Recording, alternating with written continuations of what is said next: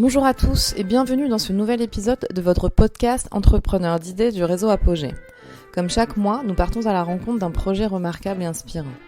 Le projet Zone Libre, porté par l'association Alinéa, est un projet expérimental hors norme qui a ouvert ses portes en septembre 2021 pour proposer à 10 habitants un logement adapté à leurs envies et leurs besoins au sein de chalets modulaires. Nous vous proposons ce podcast en 2 épisodes. Pour cette première partie, nous avons recueilli le témoignage de Laurent Trontin, responsable développement et innovation au sein d'Alinéa. Et vous retrouverez dans le 2e épisode Garance Montmartin, assistante sociale, et Valentin, habitant de zone libre. Après, moi, mon poste, moi, je suis en charge de toute la partie développement et nouveaux projets à Alinéa, donc qui intègre bien sûr l'innovation sociale quand elle est possible. Ou quand elle est souhaitable surtout. Donc voilà, c'est un poste qui a été créé au sein d'Alinéa il y a maintenant 3 ans, un peu plus de 3 ans. Oui. Donc voilà, et puis c'est vrai qu'on a eu entre l'augmentation des besoins qui sont de plus en plus criants et des appels à projets qui sont sortis, et nous, notre dynamique de développement, c'est vrai qu'on a connu une assez forte croissance. Oui. On est passé entre 2020 et 2021, on va dire 3e, 4e trimestre 2021, on est passé de 130 à 200 salariés. Ah oui, d'accord. Donc on a eu une assez forte croissance. C'est au niveau de la régionale? Non, on n'est que sur la métropole de Lyon. Ah, d'accord. On n'est que sur la métropole de Lyon. Okay. Donc on a connu un assez fort développement qui se continue. Ouais. Il y a encore d'autres projets qui sont en cours. Donc voilà, donc c'est super intéressant parce que c'est pas se développer pour se développer, c'est parce qu'on répond à de plus en plus de besoins de personnes. Donc voilà, c'est ce qui est intéressant. Le site de Zone Libre, il a été imaginé par rapport à un constat qui était que il y a pas mal de personnes qui sont en situation de rue, qui font des allers-retours dans différents centres d'hébergement, des foyers et autres, et en fait où ça ne tient pas. C'est-à-dire que les conditions, soit d'hébergement, soit de vie collective ou autre, leur conviennent pas, pour diverses raisons. Et donc c'est des personnes qui reviennent en situation de rue et donc qui se retrouvent sans forcément vraiment de solution. Donc là l'idée c'était de repartir sur ce besoin-là. C'est pas un besoin qui est présent pour toutes les personnes. Il y a une frange de la population des personnes qui vivent à la rue qui est concernée. Et de se dire voilà, qu'est-ce qu'on peut avoir comme lieu et comme accompagnement qui leur permettent justement de répondre à leurs besoins. D'accord. Qui est d'avoir un logement, d'avoir un chez eux, de pouvoir avoir une vie comme tout un chacun, tout en pouvant s'étayer avec une équipe. Mmh. Donc là l'idée c'était d'avoir déjà, ça c'était le besoin qu'on avait vu. Trouver les financements, donc il y avait un appel à projet de la DIAL, Direction de l'Habitat et de l'Accès au Logement, un appel à projet national auquel on a répondu et on a été retenu. Et donc il nous a permis de financer et une partie et le fonctionnement et une partie de l'investissement. D'accord. Ça juste en termes de date, donc ça correspond à peu près à quelle époque ? Donc là, en termes de date, il nous a fallu à peu près 1 an avant l'ouverture. L'ouverture ici aux habitants a été mi-septembre, donc okay. 2021. Voilà, donc c'est quelque chose qui s'est passé sur 2020.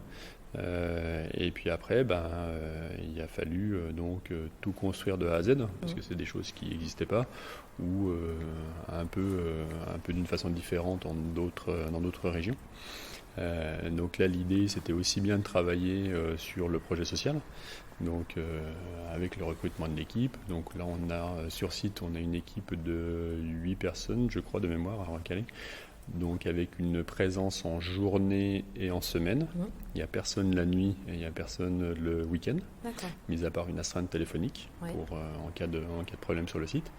Et puis de travailler sur est-ce qu'il y a, quel mode de fonctionnement il y a, quel accompagnement. Okay.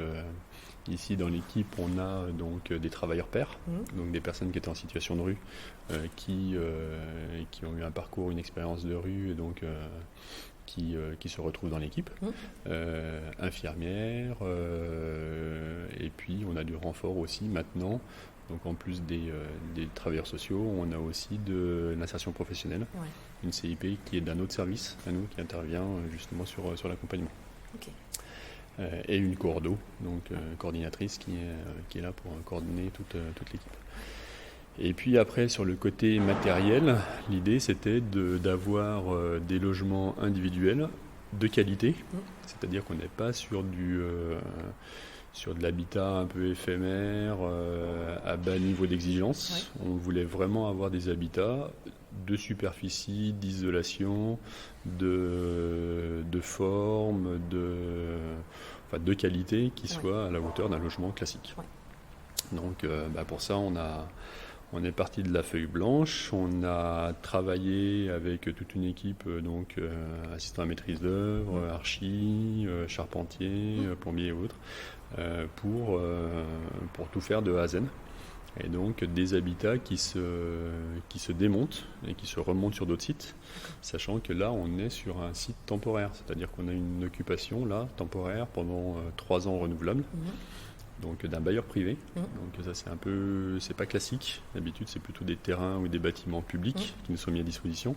Là c'est un bailleur privé qui nous laisse l'utilisation gracieuse, avec simplement le paiement de la moitié des impôts locaux et des choses comme ça, et des charges, mais c'est tout ce qui est de plus modique comme somme. Donc ça c'est hyper intéressant. Et puis après, tous les habitants travaillent sur les habitats individuels. D'accord. Et juste ce type d'habitat, c'est assez unique, ou c'est quelque chose que vous avez créé complètement, ou vous êtes inspiré déjà de ce type d'habitat? Ouais, on est allé voir pas mal d'habitats existants sur de l'habitat léger de loisirs, donc des choses qu'on peut retrouver dans les campings ou autres. Il y a d'autres assos qui avaient fait des choix. Pour diverses raisons, d'avoir des habitats dans des containers reconditionnés, sur des choses un peu plus légères.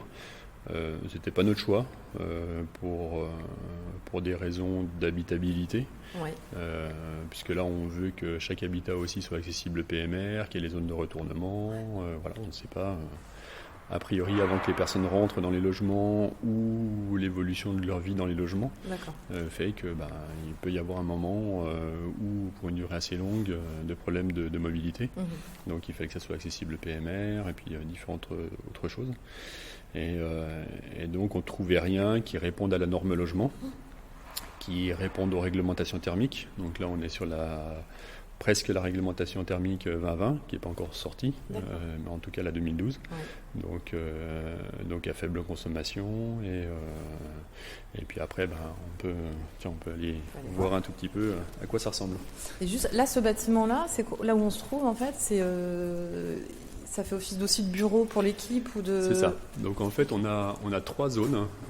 On a une première zone qui est la zone des habitats, donc qui est... les gens sont chez eux. On pourrait presque considérer ça comme une petite copro avec 9 chalets qui sont posés à distance les uns des autres. Qui sont à l'intérieur, c'est ça, à l'intérieur. Donc on en a 5 à l'intérieur, on en a 4 à l'extérieur. D'accord. Donc 4 sous le hangar et 4 qui sont en extérieur, sur le terrain.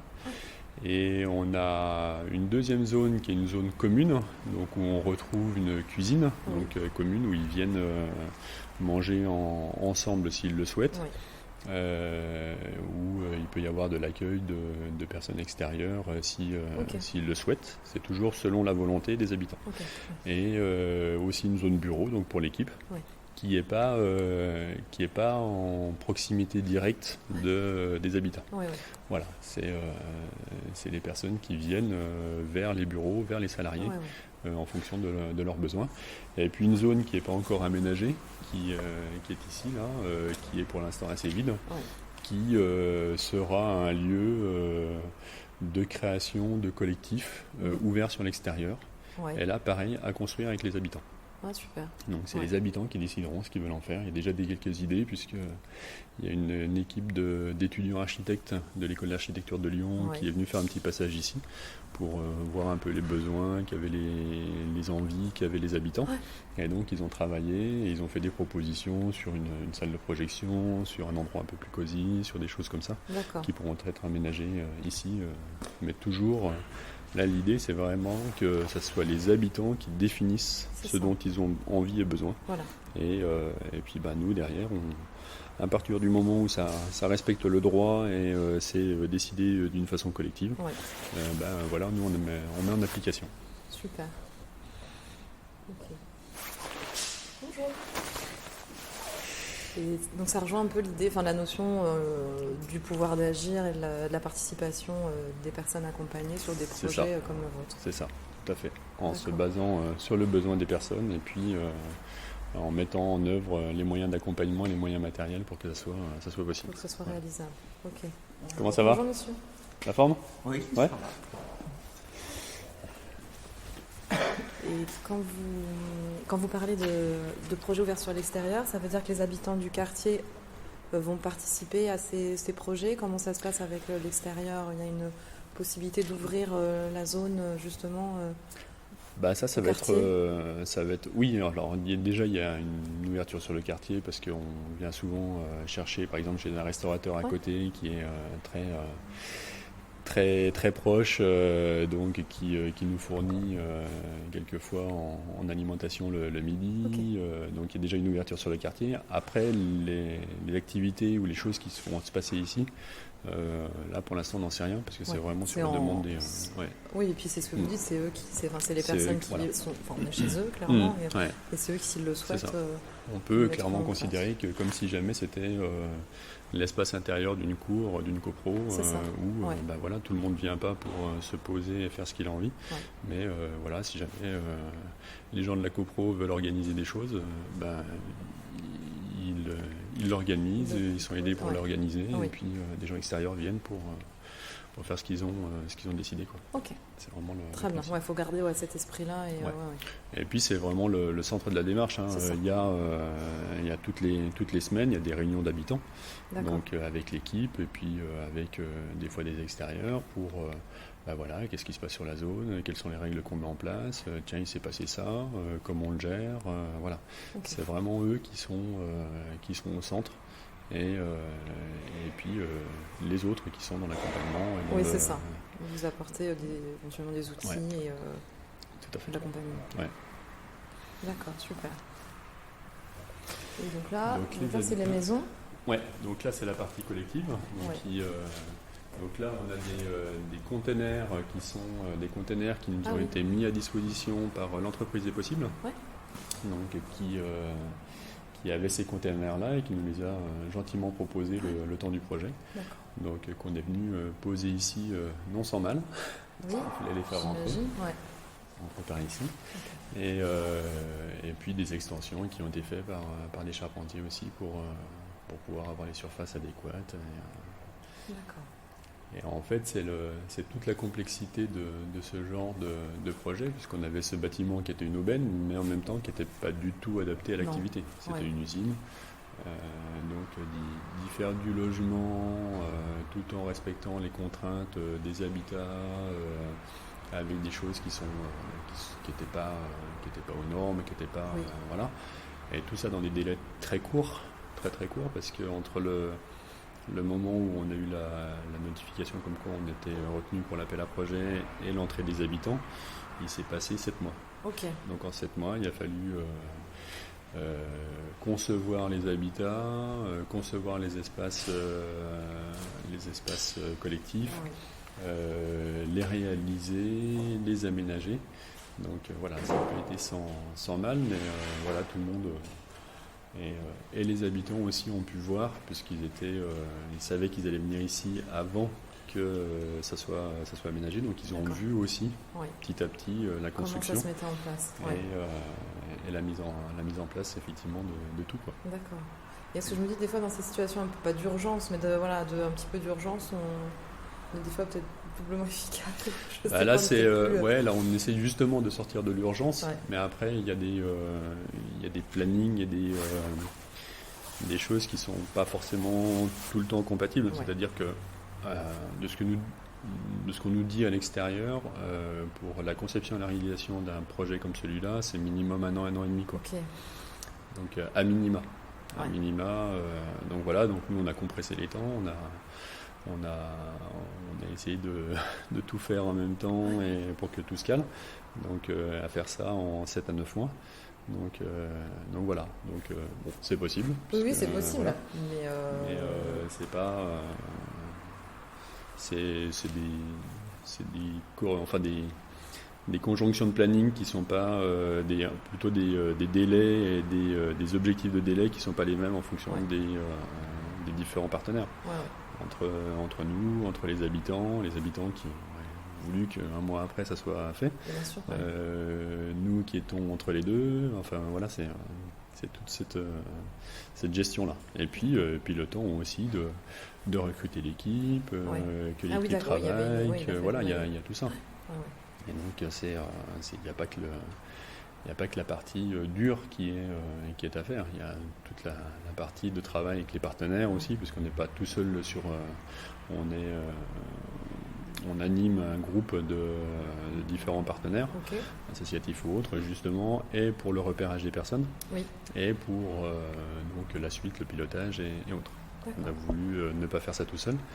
Et une chose que j'ai pas dit, mais qui est très importante, c'est qu'il y a ce site-là, mais le projet, c'est aussi de pouvoir donner accès entre 20 et 25 personnes qui seront dans le quartier. Sur des habitats qui seront dans le quartier. D'accord. Et donc qui seront pareil chez eux, dans l'habitat qu'ils auront choisi et qu'on aura trouvé pour eux ou avec eux, et qui viennent déjà, pour une partie d'entre eux, sur le collectif. D'accord. Donc c'est ce qu'on appelle un peu le diffus qui sera autour du lieu. Et donc ici, ça sera un centre de ressources un peu pour eux, un centre de ressources collectif. D'accord, donc on va associer les habitants, si j'ai bien compris, les habitants de zone libre et les habitants extérieurs, enfin sur... On a 10 habitants sur 9 logements pour l'instant ici, puisqu'il y a un couple. Et un autre chalet qui va être posé juste à côté, qui est exactement les mêmes que celui-là, que ceux-là, et 20-25 autres habitats qui seront en proximité et qui leur permettront de venir ici sur le collectif et d'être avec l'équipe et voilà, d'avoir ces accompagnements-là aussi. Est-ce que l'idée, c'est que les personnes qui vivent ici actuellement soient après orientées sur des logements autres type logement diffus, etc. Ou après, c'est ce que vous restez sur votre idée de suivre l'envie des personnes ou leurs objectifs il n'y a pas de limite dans le temps, de toute façon, sur ces hébergements. C'est très important, c'est effectivement une belle question, parce que souvent, quand on rentre dans un hébergement, quel qu'il soit, il y a une durée. Il y a une durée maximale. Ici, il n'y a pas de durée maximale. C'est-à-dire que les gens rentrent et sortiront ou pas en fonction de leurs besoins, de leur avancée, de leur parcours. Mais il n'y a pas d'obligation à sortir au bout d'un certain temps. Oui, c'est ça. Ce qui fait le projet, ce qui a encore plus de sens, c'est de leur laisser cette liberté d'agir sur leur choix d'hébergement. Et en fait, là, quelque part, c'est pas une pression de sortir, mais c'est une envie d'aller sur autre chose, et pas forcément de rester ici, mais c'est la leur d'envie. C'est pas une envie qu'on leur soumet ou qu'on leur impose. Et il se passe justement, alors c'est tout frais, parce que septembre, on est au tout début, mais il se passe des choses qui étaient difficilement... on a un peu cette surprise-là. Si on cite l'exemple d'un monsieur qui, un des gros points qui l'empêchait de rester dans différents centres d'hébergement, c'était le fait qu'il est d'origine étrangère et il lui était imposé dans un cadre d'insertion de prendre des cours de français. Donc à chaque fois que ça lui était proposé, puisqu'il a pas une très très bonne maîtrise de la langue française, et à chaque fois que ça lui était proposé, c'était le début du clash, et peu de temps après, c'est souvent qu'il partait. Et donc en arrivant ici sur zone libre, il n'y avait pas du tout cette imposition-là, il était ce qu'il était. Par contre, il se passe des choses au niveau de zone libre entre les habitants qui discutent avec l'équipe salariée, et comme ce monsieur ne comprenait pas tout, c'est lui-même qui a fait la demande d'avoir des cours de français pour pouvoir se mettre à niveau et pour pouvoir comprendre les autres habitants et pouvoir échanger.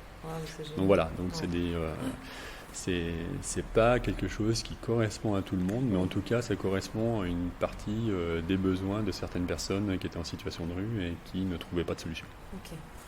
Je reviens juste sur l'histoire des partenaires. Vous pourrez me donner les différents partenaires autour de ce projet? Ouais. Alors on est très proche de l'entreprise des possibles. Donc l'entreprise des possibles qui nous a accompagnés sur pas mal de choses. Donc aussi bien sur la mise à disposition des containers pour les zones collectives, mais aussi du soutien financier et puis du contact avec d'autres acteurs, comme par exemple Club de l'Ours, qui est un club de personnes retraitées qui sont des anciens du BTP et de l'architecture, et qui nous mettent en lien avec des entreprises qui ont envie de faire du mécénat. Et donc par exemple on a eu à 2 reprises un maçon qui est venu nous aider et qui nous a fait des interventions. Tu veux parler? Ah, les médicaments. Donc voilà. Je te propose de faire un petit tour. Allez, on avance un peu. Donc là, les 5 habitats qui sont à l'intérieur, donc ils sont tous identiques. On n'est pas là, mais on peut voir un peu loin. Donc voilà, on est sur une surface de 24 mètres carrés. D'accord. Avec effectivement à l'intérieur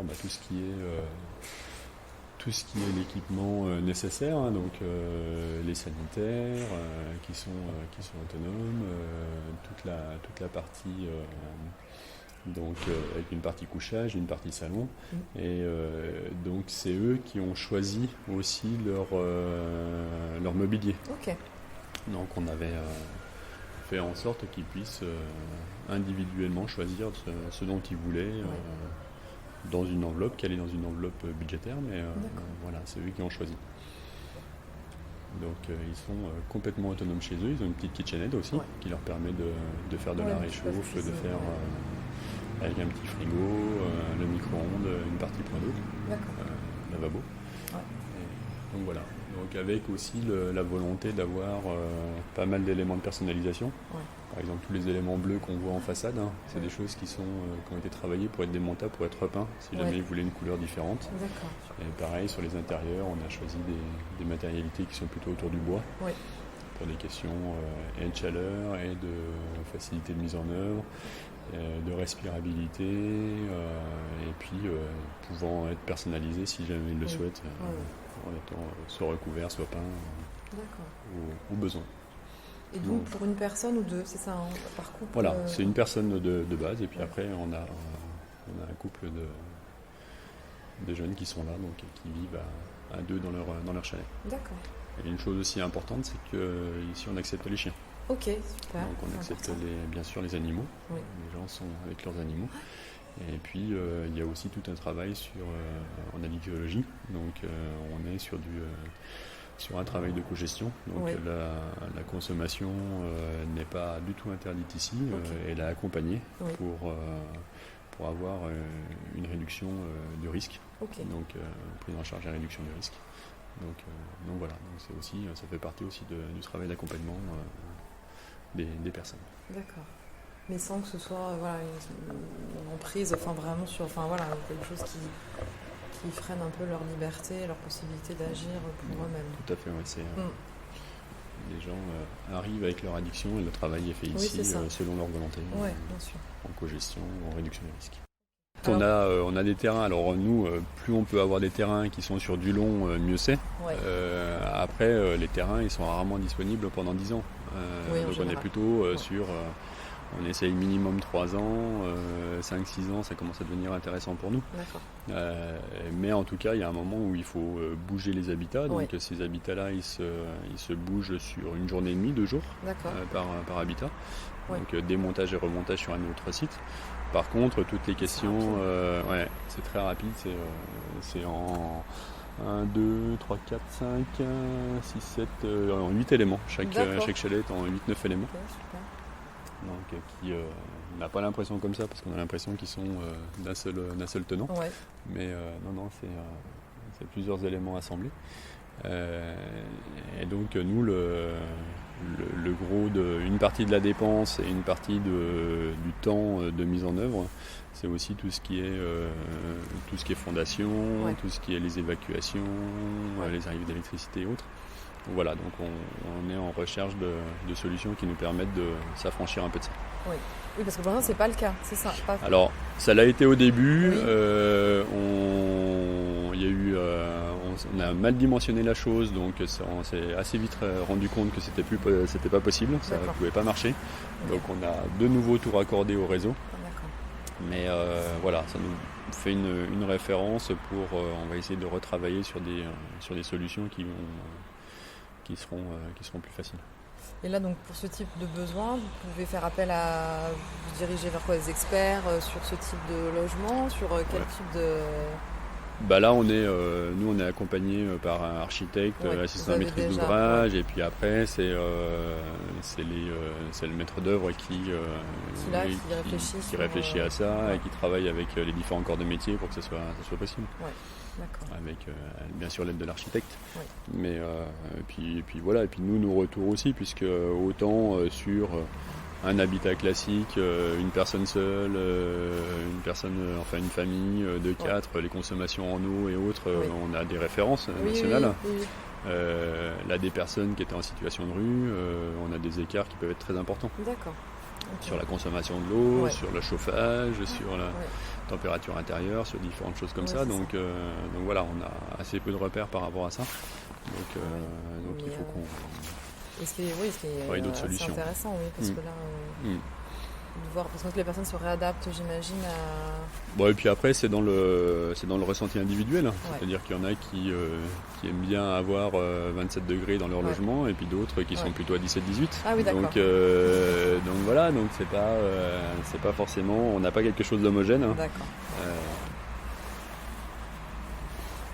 Donc voilà, donc il nous reste encore quelque chose à faire pour rendre des extérieurs agréables pour le printemps. Ouais. D'ailleurs, on est en recherche d'une entreprise de paysagistes qui pourrait nous donner un coup de main pour faire du beau en extérieur.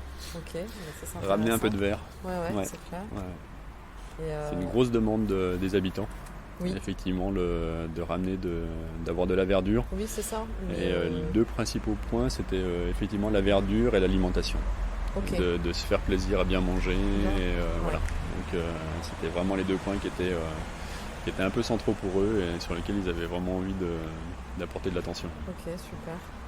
Et là, pour l'alimentation, ce que vous dites, vous avez un restaurateur qui vous aide là actuellement? Oui, il y a un restaurateur qui est juste à côté, à 20 mètres, qui est à l'angle là-bas et chez qui on va chercher. Et puis ils seront aussi à manger. C'est-à-dire que voilà, il y a, de temps en temps, il y en a un qui dit tiens, moi je veux faire ça, on va faire telle recette. Ils mettent la main à la pâte et c'est parti. Super. Donc c'est chouette.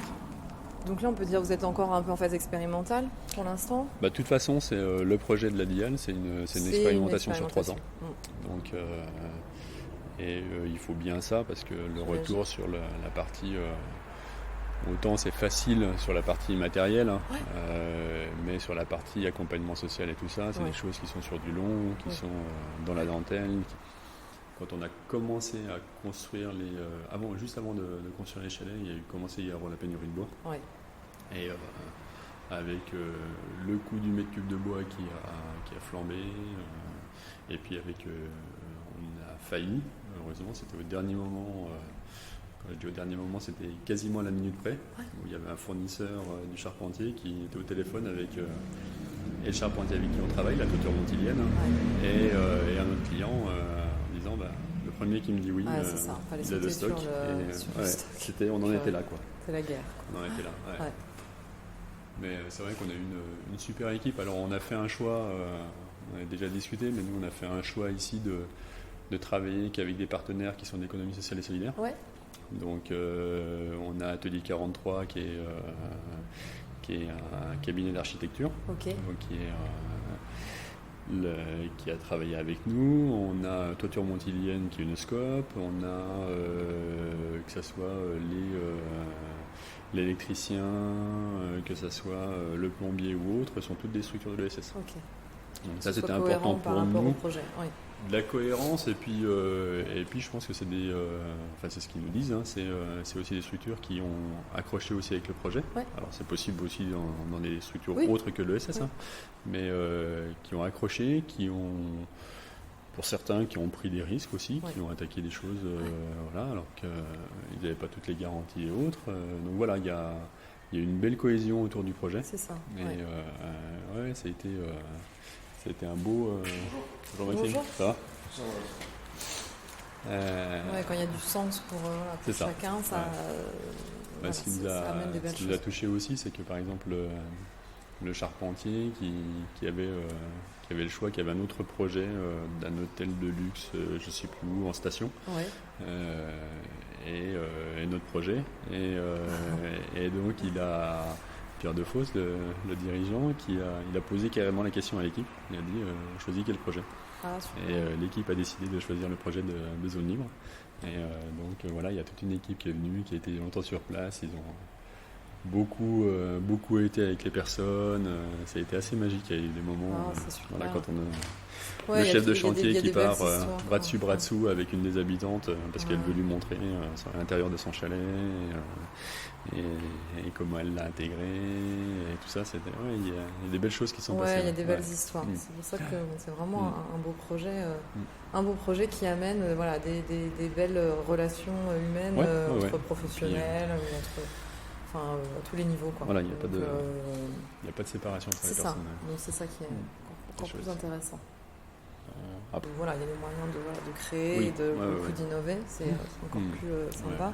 Ouais. Et juste sur une question que je pose, c'est par rapport à la crise sanitaire, est-ce que les conséquences, il y a eu des conséquences à la crise sanitaire? Est-ce que vous dites peut-être aussi encore plus de besoins pour les personnes à la rue mais voilà, qu'est-ce que ça a déclenché chez vous, cette crise Alors, je c'est ne vais pas pas être tout à fait le terminé. plus à même d'en parler, mais en tout cas, il y a entre les constats que que les équipes ont à la rue ou les chiffres qui nous arrivent de droite et de gauche, il est clair qu'il y a une augmentation assez significative de la précarité. Voilà, ouais. On parle d'une crise après, qui est déclenchée par un petit virus, mais ça fait appel chez nous à d'autres choses qui sont plus structurelles. Ouais. C'est-à-dire que c'est le grain de sable qui pénible, hein, Ouais. qui a fait qui a eu de grosses conséquences, mais qui vient enrayer un système qui était peut-être pas optimal pour tout le monde. Oui, de toute façon. Et en tout Ouais. cas, voilà, on le sait bien, quand on voit certains derniers rapports, les inégalités, par contre, ça c'est clair et net, les inégalités ont très très fortement augmenté. Donc Ouais. les personnes qui étaient en situation de difficulté ou pas loin de la Ont précarité, basculé, là. en tout cas, Oui. ont pour une partie d'entre elles basculé. Oui. Et puis d'autres qui étaient dans la richesse ont aussi basculé dans l'hyper-richesse. Ouais, c'est ça. Donc voilà, donc on a... Oui, c'est ça, révéler vraiment, révéler les inégalités, ouais, ça les a accentués, je et ça pense. les accentue. Les accentuer. Et puis après, maintenant, reste à savoir si c'est. C'est l'objet d'un grand débat, mais est-ce que c'était simplement passager, on va revenir à une certaine normalité, ou Ça c'est va un pas qui nous bouleverser. avance vers autre chose? Donc ça, c'est plein et entier. En tout cas, Ouais. chez nous, ça fait appel à d'autres préoccupations qui est effectivement sur la résilience alimentaire, Ouais. sur la capacité à continuer de se nourrir, continuer de s'héberger, tout ça sur un secteur, la métropole de Lyon, qui est très tendu en termes de logement. Oui, Donc ça c'est un fait, hein. Des logements disponibles aux personnes qu'on accompagne, il n'y en a pas des masses, Ouais. et il y en a de moins en moins. Et puis sur la capacité à s'alimenter avec des denrées qui vont continuer d'augmenter sans doute en termes de prix pour des revenus qui ne bougent pas. Voilà, donc ça va sans doute avoir des lourdes conséquences. oui.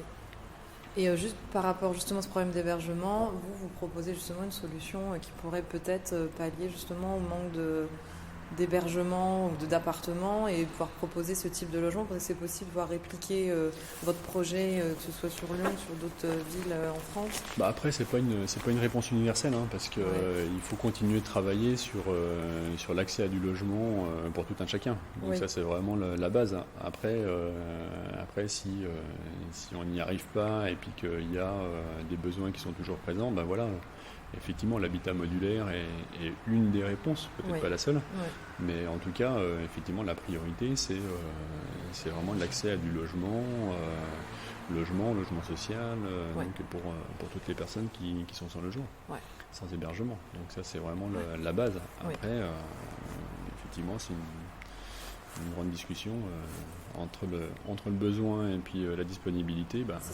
Il y a forcément un petit écart.